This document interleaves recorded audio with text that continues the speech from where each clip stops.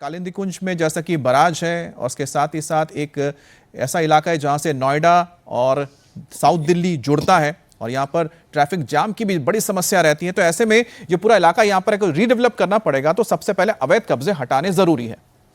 गाजियाबाद में अवैध निर्माण पर बुलडोजर एक्शन जारी है और इस सिलसिले में डासना के कुशलिया गांव में प्रशासन ने बड़ी कार्रवाई की।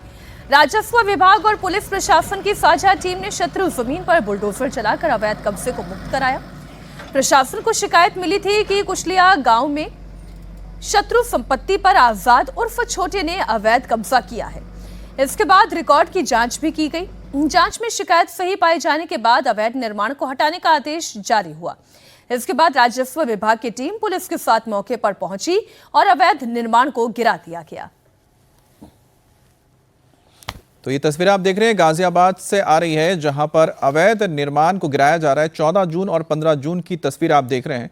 तो लगातार गाजियाबाद और इसके आसपास के इलाकों में जहां पर भी सरकारी संपत्ति थी या फिर यहां पर जबरन सरकारी जमीन पर मजार बनाए गए थे या मदरसे बनाए गए थे या फिर कोई लोगों ने आम अपने घर भी बनाए थे, उसको भी इस वक्त प्रशासन की ओर से गिराया जा रहा है। सूचना मिली थी कि कुशलिया गांव में आजाद उर्फ छोटे नामक व्यक्ति ने 142 वर्ग मीटर जमीन पे, जो कि शत्रु संपत्ति की जमीन है, उस पे कब्जा किया है। उसके बाद में हमारी टीम्स वहां पे पहुंची और उसको वेरीफाई किया गया और उसके बाद में पुलिस बल के साथ में राजस्व की टीम ने उस कब्जे को आज हटा दिया है। लगभग 80 लाख रुपए के आसपास की जमीन है जिसे कब्जा कराया गया है। लगातार जैसा कि आप अवगत है कि हम लोग जितनी भी हमारी शासकीय संपत्ति है उनमें भूमाफियाओं के विरुद्ध अभियान चला रहे हैं। उसी के अंतर्गत इसका चिन्हीकरण किया गया था और इस कब्जे को हटवा दिया गया है। अब भिलाई में भी अवैध निर्माण पर बड़ा एक्शन हुआ है। प्रशासन की ओर से सरकारी जमीन पर बने अवैध मदरसे पर बुलडोजर चला है। नगर निगम, राजस्व विभाग और पुलिस की साझा टीम ने यह भारी सुरक्षा बंदोबस्त के साथ कार्रवाई शुरू की।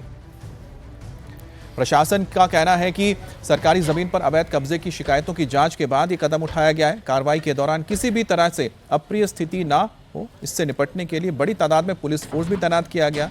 4 पुलिस थानों के प्रभारी मौके पर मौजूद थे। संवेदनशील इलाका होने के कारण पुलिस ने मदरसे के चारों तरफ रास्ते को ब्लॉक कर दिया था। जमीन को कब्जे से छुड़ाने के लिए नगर निगम ने हाईकोर्ट में याचिका दायर की थी। हाईकोर्ट का फैसला आते ही बुलडोजर की कार्रवाई शुरू हो गई। अब बात चाइनीज मांझे के कहर की। सरकार की तमाम कोशिशों के बावजूद चाइनीज मांझे का कहर थमने का नाम नहीं ले रहा है। इस बार उत्तर प्रदेश के गन्ना मंत्री संजय गंगवार का भतीजा इसकी चपेट में आया। इसकी वजह से मंत्री के भतीजे की गर्दन कट गई। उसे गंभीर हालत में अस्पताल में भर्ती कराया गया है। यह हादसा बरेली के व्यस्त इलाकों में शामिल श्यामगंज फ्लाईओवर पर हुआ। वीर सिंह गंगवार नाम का बच्चा स्कूटी से जाते वक्त अचानक चाइनीज मांझे की चपेट में आ गया। चाइनीज मांझा उसके गले में आकर फंस गया, जिसकी वजह से उसके गर्दन पर गहरा जख्म हो गया और वो संतुलन खोकर स्कूटी समेत सड़क पर गिर गया। जब वीर सिंह गंगवार ने अपने हाथ से चाइनीज मांझा हटाने की कोशिश की तो उसकी उंगलियां भी कट गई। वीर गंगवार को तत्काल अस्पताल में भर्ती कराया गया, जहां 3 घंटे के ऑपरेशन के बाद उसकी हालत स्थिर बताई जा रही है। और भतीजे का गला चाइनीज मांझे से कटने की खबर सुनकर यूपी के गन्ना मंत्री बरेली पहुंचे और सवाल उठाए कि पाबंदी लगने के बावजूद चाइनीज मांझे आखिरकार कैसे बाजार में बिक रहे हैं। मेरा भतीजा वीर है, ये महत्वपूर्ण नहीं है। महत्वपूर्ण यह है कि कोई भी व्यक्ति चाइनीज मांझे से चोटिल हो सकता है, किसी का एक्सीडेंट हो सकता है। आज इस विषय पे मैं अभी सर्किट हाउस में, हालांकि अभी वो ओटी में है, ओटी से निकलेगा तो मैं डीएम और एसपी साहब को, दोनों लोगों को सर्किट हाउस में बुला के बात करूंगा। चाइनीज मांझे पर पूरी लगा रखा है, तो चाइनीज मांझा ये मार्केट में क्यों आ रहा है। वहीं बरेली के एसएसपी ने कहा कि पहले से चाइनीज मांझे के खिलाफ अभियान चलाया जा रहा है। अब इस घटना के बाद दोबारा अभियान तेज किया जाएगा। हमारे सहयोगी विशाल प्रताप सिंह जुड़ गए हैं इस खबर पर, लेकिन उससे पहले आपको एसएसपी का बयान सुनाते हैं। सुबह एक व्यक्ति के चाइनीज मांझे से घायल होने की सूचना प्राप्त हुई थी शामतगंज के पास में। थाना बारादरी अंतर्गत उनका उपचार कराया जा रहा है। जितने भी यहाँ मांझा बनाने वाले हैं उनके यहाँ पूर्व में भी अभियान चला के और भारी संख्या में गिरफ्तारियां की गई थी और बरामदगी की गई थी। एक बार पुनः जनपद स्तर पर अभियान चला के जो भी इस तरह का मांझा जो हार्मफुल हो सकता है उसको अगर स्टोर कर रहे हैं या फिर उसका विक्रय कर रहे हैं, उनके विरुद्ध अभियान चला के कार्रवाई सुनिश्चित की जाए। और विशाल प्रताप सिंह हमारे साथ जुड़ गए हैं। विशाल, क्या जानकारी मिल रही है फिलहाल, बच्चे की हालत कैसी है? दूसरी बात तो ये कि जो मंत्री जी भी सवाल उठा रहे हैं कि जब बैन है तो फिर चाइनीज मांझा कैसे मार्केट में है?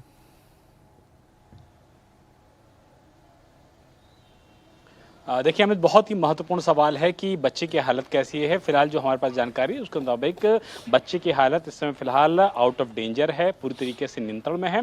और दूसरी बात जो आपने उठाई वो सबसे ज़्यादा इंपॉर्टेंट इसलिए हो जाती है कि अगर चाइनीज़ मांझे पर इस तरीके से प्रतिबंध उत्तर प्रदेश में लागू है, कागज़ों के जरिए आदेश होकर लागू है, उसके बावजूद अगर उसका भंडारण हो रहा है, उसको विक्रय किया जा रहा है, वो मार्केट में लोगों तक पहुँच रहा है, लोग उससे पतंग उड़ा रहे हैं। फ्लाईओवर्स के ऊपर, जैसा कि इस मामले में हुआ, बरेली के फ्लाईओवर के ऊपर मांझा बाकायदा मौजूद था। और सबसे इंपॉर्टेंट ये हो जाता है कि जो लोकल अथॉरिटीज़ होती हैं, जो नगर निगम होता है, जो म्यूनसिपैलिटी होती है, उसकी भी ये जिम्मेदारी बनती है कि अगर कहीं फ्लाईओवर पर इस तरीके का जो प्रतिबंधित मांझा है उसकी मौजूदगी है, वो मौजूद है, तो कम से कम उसको हटाने का काम भी लोकल अथॉरिटीज़ के लिए एक बड़ी चुनौती बन गया है। क्योंकि लगातार चाइनीज़ मांझे का बाजार में आना, बिकना और उसके बाद इस तरीके का हादसा का होना, ये दिखाता है कि प्रशासन की जो बातें होती हैं और जो प्रशासन का एक्शन ग्राउंड पे होता है उसमें कहीं ना कहीं फर्क नजर आता है। और यही वजह है कि इस तरीके के हादसे सामने आते हैं। बरेली के एसएसपी भी बोल रहे हैं, मंत्री का चूंकि भतीजा है वो खुद भी बोल रहे हैं कि ये इंपॉर्टेंट नहीं है कि मंत्री के भतीजे के साथ ये घटना हुई है या किसी आम इंसान के साथ हुई है। इंपॉर्टेंट ये है कि अगर सरकार ने कोई आदेश दिया है तो उसका पालन ग्राउंड जीरो पर क्यों नहीं हो रहा है। और इसीलिए आने वाले दिनों में बरेली का जो जिला प्रशासन है, पुलिस प्रशासन है, वो इस पूरे मामले में बाकायदा जो अभियान है वो भी चलाएगा। लेकिन ज़रूरत इस बात की है कि इस अभियान को इस तरीके से चलाया जाए कि भविष्य में कोई भी मासूम कम से कम ऐसे प्रतिबंधित मांझे की चपेट में आने से बच सके। बहुत शुक्रिया विशाल आपका इस पूरी जानकारी के लिए। वाकई में किसी की जान पर बनाए और कानून हो जाने के बाद भी अगर उसका पालन नहीं हो रहा है तो इस पर प्रशासन को अपनी नजरें टेढ़ी करने की जरूरत है। खबर बंगाल से। बंगाल में 4 मई के बाद तस्वीर बदल गई है। जो टीएमसी पिछले 15 सालों से एक छत्र राज कर रही थी, उसी टीएमसी के नेता पिछले महीने से अंडों की मार झेल रहे हैं। हालात तो ऐसे हो गए हैं कि अब अंडों से बचने के लिए टीएमसी के बड़े बड़े नेता रात में भी छाता लेकर घूम रहे हैं, बिना बारिश के भी छाते के साथ घूम रहे हैं। अभिषेक बैनर्जी कल ममता के घर मीटिंग के लिए पहुंचे तो छाते से कवर करके उन्हें अंदर ले जाया गया।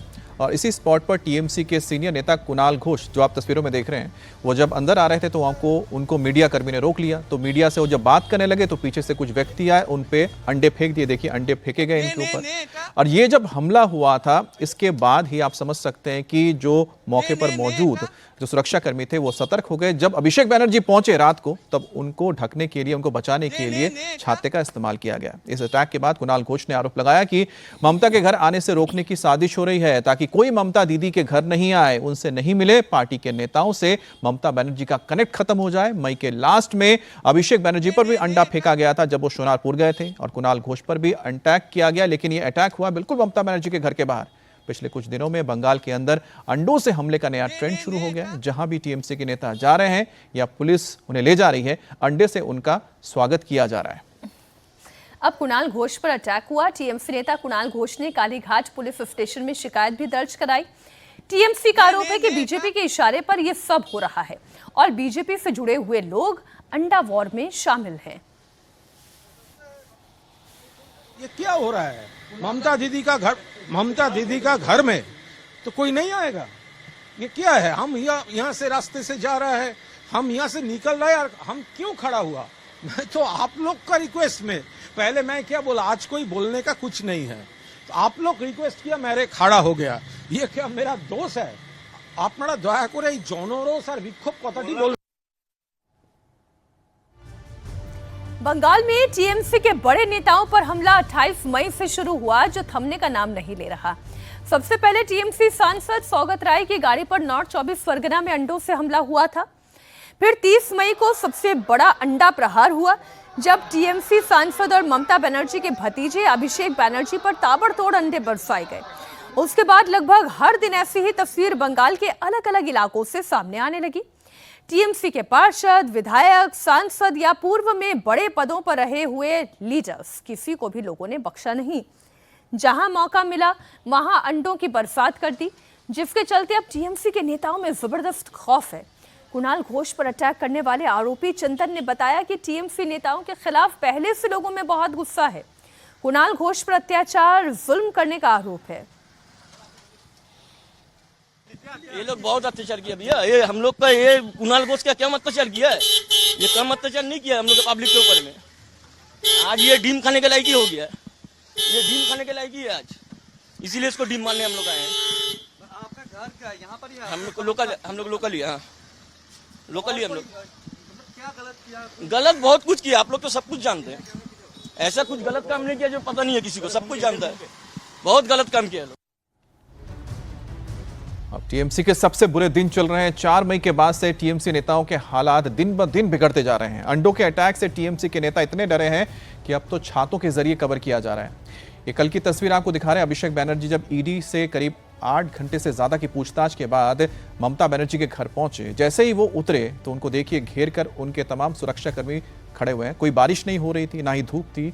ये सिर्फ और सिर्फ अंडों से बचने के लिए, जो अंडों की बरसात हो रही है उससे सुरक्षा देने के लिए अभिषेक बैनर्जी को ये छाते लगाए गए थे। बंगाल में टीएमसी के नेताओं पर ताबड़तोड़ अंडा अटैक हो रहा है। बंगाल में प्रदर्शन का नया हथियार इस वक्त अंडा बन गया है। हर तरफ से एक ही जैसी खबर और एक ही जैसी तस्वीर, पूरी टाइमलाइन आपके सामने रख रहे हैं और नेताओं की तस्वीरें आपके सामने हैं। जहां जाओ वहां पर अंडों की बारिश हो रही है। छोटे से लेकर बड़े नेता तक इस मार को झेलने के लिए मजबूर हैं। टीएमसी ने आरोप लगाया है कि इस वक्त बंगाल में उनके नेताओं की जान खतरे में है। हालांकि अंडे से किसी की जान तो नहीं जा सकती। पुराना समय आप याद करें जब डराने के लिए, धमकाने के लिए औरतों को सफेद रंग की साड़ी भेजी जाती थी। टीएमसी के नेताओं का और उनके कार्यकर्ताओं का, या यूं कहें गुंडों का, इतना खौफ था कि बीजेपी के नेता और कार्यकर्ताओं के घर पर जब सफेद साड़ियां आती थी तब सोचिए जरा खौफ क्या होता होगा। अभी तो चलिए फिर भी अंडों की बारिश हो रही है। ये देख लीजिए, ये लड़का का पिक्चर। यही लड़का ने आज के जो ग्रुप आया था अंडा छोड़ने के लिए, उसका अंदर यही था। हमने सीपी को साथ फोन किया, 25 मिनट 30 मिनट हो गया, लेकिन कोई नहीं आया है। हम लोग का लाइफ अभी डेंजर जगह में है। कहाँ किधर किसी जगह में घूमने नहीं सकेगा। ये लोग किसी को घूमने नहीं देंगे। ये लोग किसी का, उन लोग का विरुद्ध में भी बोलना देंगे। अभी पश्चिम बंगाल में ऐसा हालत आ गया। अरे डेवलपमेंट क्या, डेवलपमेंट तो बाद में। देश का गणतंत्र जो सबसे ठीक नहीं है। लाइफ खतरा है, किसी आदमी का, कोई आदमी का खतरा है। अपोजिशन का लाइफ जब खतरा होता है, क्या गणतंत्र होता है? कुछ गणतंत्र नहीं है, कोई गणतंत्र नहीं होता है। गणतंत्र पूरा नष्ट कर दिया।